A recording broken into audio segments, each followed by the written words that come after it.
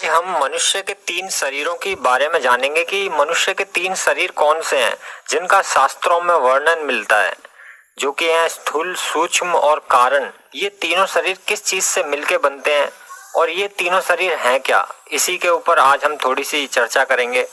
तो जो भी कुछ दृश्य मान्य दिखाई देता है वो सब कुछ स्थूल होता है। स्थूल शब्द का जो शाब्दिक अर्थ है वह दिखाई देने वाला होता है। मूर्ति, कोई रूप हो, उसे स्थूल कहा जाता है।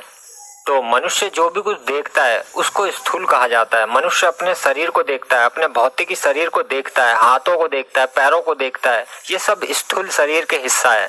इस सब को स्थूल शरीर ही कहा जाएगा। और दूसरा शरीर होता है सूक्ष्म शरीर।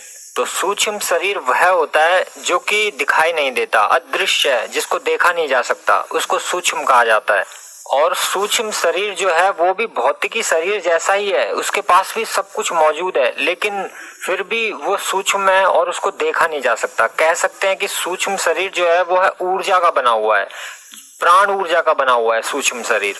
या फिर आप ऐसे भी कह सकते हो कि सूक्ष्म शरीर जो है वो वाइब्रेशन का बना हुआ है या प्राण का बना हुआ, ऊर्जा का बना हुआ है, लेकिन कुल मिलाकर सूक्ष्म शरीर को देखा नहीं जा सकता। और तीसरा शरीर है कारण शरीर।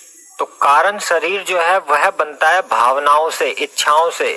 जो भी व्यक्ति की इच्छाएं होती हैं, चाहत होती हैं, उनसे भावनाओं से मिलके जो है वह कारण शरीर बनता है। और वर्णन तो ऐसा भी मिलता है कि स्थूल शरीर जो है वह स्वयं से विराट सूक्ष्म शरीर में तथा सूक्ष्म शरीर जो है वह स्वयं से विराट कारण शरीर में समाया हुआ है।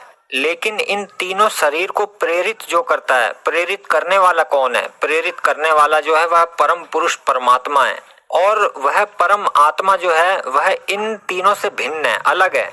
देखो, स्थूल शरीर को आप इस तरीके से भी समझ सकते हो कि स्थूल शरीर जो है वह अन्नमय कोश है, और सूक्ष्म शरीर को आप प्राणमय कोश भी कह सकते हो या मनोमय कोश भी कह सकते हो। काफी लोग विज्ञानमय कोश भी कहते हैं।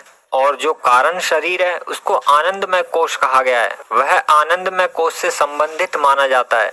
लेकिन स्थूल, सूक्ष्म और कारण शरीर में तीनों अवस्थाओं में एक ही साक्षी रूप रहता है, और वह होता है ब्रह्मा। परम आत्मा जो है वह तीनों में मौजूद रहती है।